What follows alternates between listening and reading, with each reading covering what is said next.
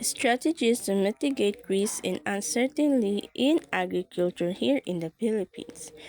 So, mitigating agriculture risk in the Philippines involves a combination of adapting climate-resilient farming techniques, financial tools, and digital technology. Key strategy include diversifying crops and livelihoods, using flood, drought-resistant seed varieties, strengthening insurance coverage via Philippine Crop Insurance Cooperation, improving irrigation, and assessing real-time weather and market data via digital tools.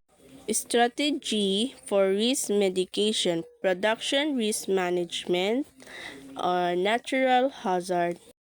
So, climate adaptation. Yung climate adaptation is ito yung nagtatanim yung mga farmers or magsasaka ng mga bini, palay na madaling maani or maagang maani sa matibay na tagtuyot at hindi madaling masira ng mga baha kapag may darating na bagyo, upang makayanan din ito yung pabago-bagong ulan or bagyo na papasok dito sa Pilipinas.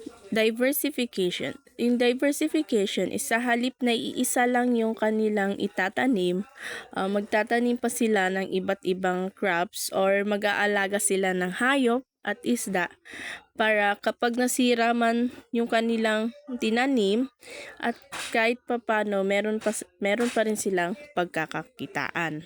Improve infrastructure. So, improve infrastructure is ito yung silang maglalagay ng mas magandang irrigation system para magkaroon ng sapat na tubig yung mga tanim, lalo na kapag darating yung tag-init or tag-tuyot. Farm techniques. So, yung farm techniques is ito siyang mas mabuting paraan para sa mga magsasaka or sa pagsasaga. Gumagamit ng mga technique tulad ng cover crops upang mas mapabuti yung quality ng lupa at mas maging mataba ito. Number 2 is financial and market risk mitigation. So, we have a crop insurance. So, crop insurance, ito yung maaaring kumuha ng insurance mula sa Philippine Crop Insurance Cooperation upang matulungan yung mga magsasaka kapag nasira yung kanilang pananim dahil sa bagyo o iba pang kalamidad. Sumunod is contract farming. Ang contract farming is ito yung nakikipagsundo ang mga magsasaka or farmers sa mga mamimili or company upang sigurado ang presyo at may garantisadong bibili ng kanilang mga ani. Financial diversification. Ito yung ilang magsasaka is naghahanap pa rin ng ibang trabaho or negosyo na pwede nilang pagkakakitaan. Kasi just in case, if mahina yung ani nila at kahit papano meron pa rin pumapasok sa kanila na pera para sa kanilang pamilya. Cooperatives. Ito yung pagsali sa cooperatives ay nakakatulong siya upang makautang ng puhunan at mas madaling maibenta yung kanilang produkto. Number 3 is technology and data-driven solution. So, we have data tools. Data tools is gumagamit ng mga mobile apps tulad ng Rice Crop Manager at Climate Plus upang makatanggap ng weather forecast, SMS alert at payo sa magsasaka. Next is early warning system. Yung early warning system naman ang mas maagang informasyon tungkol sa bagyo o tagtuyot ay tumutulong sa magsasaka na maplano kung kailan magtanim at mag-ani. Number 4 is institutional and social support. So, we have a government support. Government support is nagbibigay yung gobyerno ng subsidy at program upang matulungan yung maliliit na magsasaka.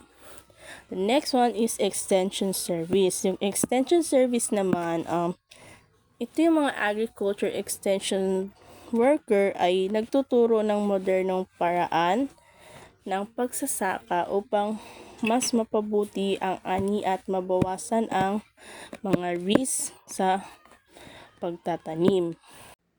Risk and uncertainty in agriculture. The Philippines agriculture sector is navigating a complex and intensifying landscape of risks and uncertainties. These challenges threaten the livelihoods of millions, undermine food security, and constrain the nation's economic potential. Based on recent official reports, studies, and policy announcements, the following analysis outline the primary categories of risk and the emerging strategy to build resilience. Climate and environmental risks. Ang agriculture is isa sa mga sector na pinaka-apektado ng climate change. So, nahaharap ito sa mga mas malakas na bagyo o pabago-bagong ulan at pagtaas ng temperature. So, sa Pilipinas, merong humigit kumulang na 20 bagyo bawat taon na nagdudulot ng malaking pinsala sa mga farmers at sa kanilang pananim. So, noong 2020-24, umabot sa 57.8 billion ang naging pinsala sa agriculture dahil sa mga kalamidad. So, sa isang pagpupulong ng National Sectorial Committee on Fruits and Vegetables, mahigit 65,000 na mga magsasaka ang naapektuhan at umabot sa 2.26 billion ang pinsala ng mga high-value crops.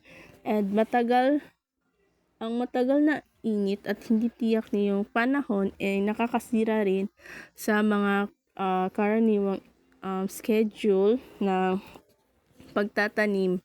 Kaya mahalaga ang paggamit ng scientific na paraan sa pag-aangkop. Number 2 is market and economic uncertainties. So, market is economic uncertainties. Ito yung kakulangan sa production ng agriculture sa bansa ay nagdudulot ng malaking trade deficit na humigit kumulang USD 11 billion or mahigit, or kung sa Pilipinas is 650 billion.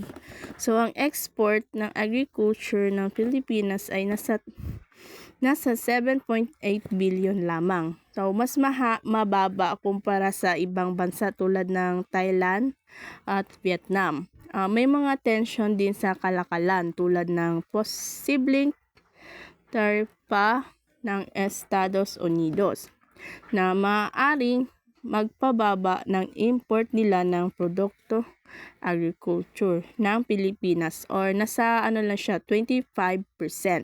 Ang pagbabagong presyo ng mga produkto sa pandaigdigan merkado ay nakakaapekto rin sa presyo ng pagkain sa bansa. Number 4 is institutional, social, and policy-related risks. Ito yung tinataya yung 30% ng mga magsasaka at mangingisda sa Pilipinas ay mahirap. Mas mataas kaysa sa pambansang average ng 22%. Ang karaniwang kita nila kada buwan ay nasa 7,000 hanggang 11,000 lamang. Dahil sa kakulangan ng puhunan sa sektor sa loob ng maraming taon, tinatayang kailangan ng higit 1 trillion upang mapatubigan ang mahigit 1 milyong hektarya ng lupang sakahan. Ang rice tariffication law ito siya ay kino-question din dahil sinasabing nabawasan ang kakayahan ng pamahalaan na kontrolin ang supply at presyo ng bigas. Number 4 is infrastructure and post-harvest challenges. So, mahina pa rin ang mga pasilidad pagkatapos ng anihan tulad ng drying facilities, bodega at cold storage. Dahil dito is nasisira ang mga quality ng produkto and tumataas din yung kanilang pagkalugi at nagiging pabago-bago ang presyo nito. So, ayon sa isang opisyal ng Department of Agriculture, masyadong maraming puhunan ang mapupunta sa milling kaysa sa pagpapatuyo ng palay. Number 5 is food security and nutrition crisis. So, humigit kumulang nasa 44% ng mga Pilipino or halos 51 million na tao ang nakakaranas ng katamtaman or matinding kakulangan sa pagkain mula 2021 hanggang noong 2023. Samantala, dumoble naman yung import ng produktong agriculture ng bansa mula sa 10 billion dollars noong 2015 hanggang 20 billion noong 2024, habang patuloy na bumababa ang lokal na produksyon.